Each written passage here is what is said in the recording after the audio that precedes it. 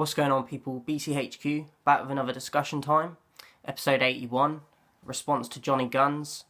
Topic, right age for vlogging.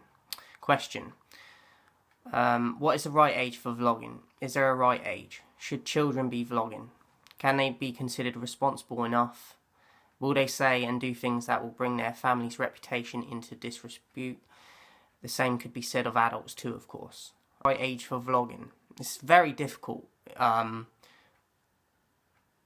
Personally, I would, if my kids wanted to start doing it, I probably wouldn't allow them to until like 13 in my mind, because they're then a teenager.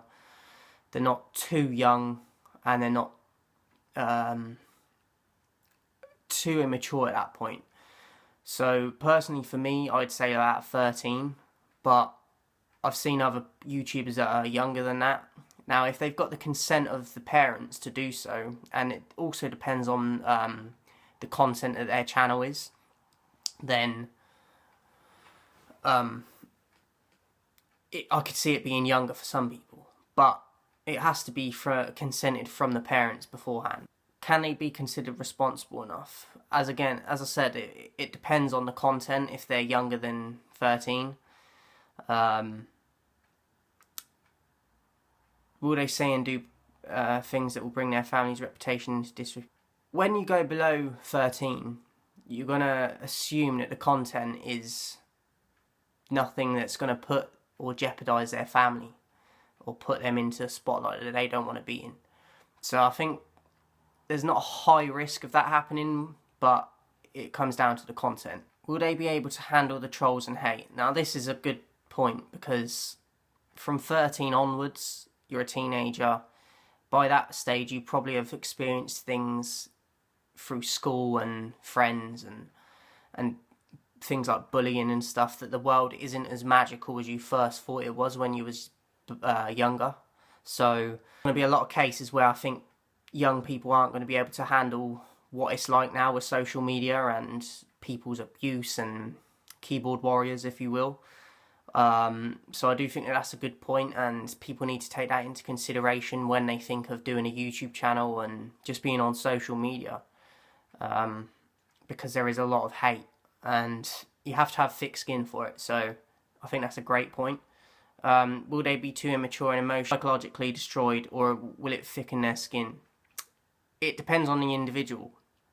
If they've been pre-warned by their parents and people that you have to have thick skin and not everyone's going to like what they put out, then if they go into it with that mindset, then they can be prepared for it. But still, sometimes even going into it with that preparation is still going to be hard for some people. So it's going to depend on individual. What kind of vlogs would be appropriate? What if the 11-year-old girl wanted to talk fashion and show off the latest crop top bikini, regardless of YouTube's own restrictions? If a parent thought it was acceptable, has a parent really considered the audience? Now, if they're 11 years old and they're doing something about a crop top or a bikini, as a parent, I would take that off immediately and I'd take the channel away from them. They have to have a line and know what the line is and what's acceptable and what's not. YouTube will do a good job of that as well, because they'll probably, hopefully, look at the age of the person that's making the video and the content and do what's necessary to take away things that they think aren't right or suitable for that age. So that's my views on that point. If a parent thought it was acceptable, has a parent really considered the audience? No. And if a parent is thinking it's acceptable for an 11-year-old girl to do that, in my opinion, that's wholly wrong and shouldn't be celebrated in any way or encouraged. So another part of the question, is this just a way so parents don't have to get their children anything, because they'll get toys and games from the makers wanting the advertising and getting product reviews, etc.? I'd like to think not. There probably is a select few that think, oh, they're busy doing the YouTube, it takes all their mind off of wanting things, and because they're really focused on building their channel and stuff, that they don't want toys and things. But I think if you're a kid, you're going to want things like that anyway. You're going to want toys, and so I don't think that plays into it a great deal. Are parents just enlisting their children to get an extra income? Yeah, possibly, but even though there's a huge amount of channels and young people that are making fortunes now with millions of subscribers, not every channel is going to be doing that. So if parents are doing that as another form of income, then it's going to be a struggle, because as I said, it's the people that you see millions of views and that's just a select few. Like, there's going to be a whole lot more that aren't making them numbers. So if parents are doing that, that's a foolish act in my opinion, because it's just not going to work. Aren't parents just teaching their children to become the ultimate capitalist? Possibly, but as I said, it's not always going to work. So it's a false reality.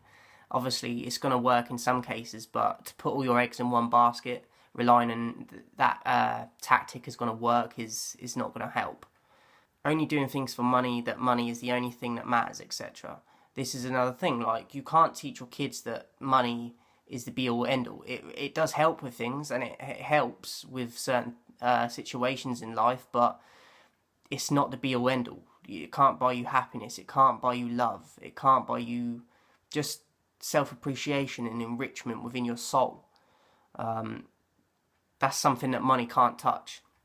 Just teaching their children to be online spectacles, marketing tools. This is another thing. Like,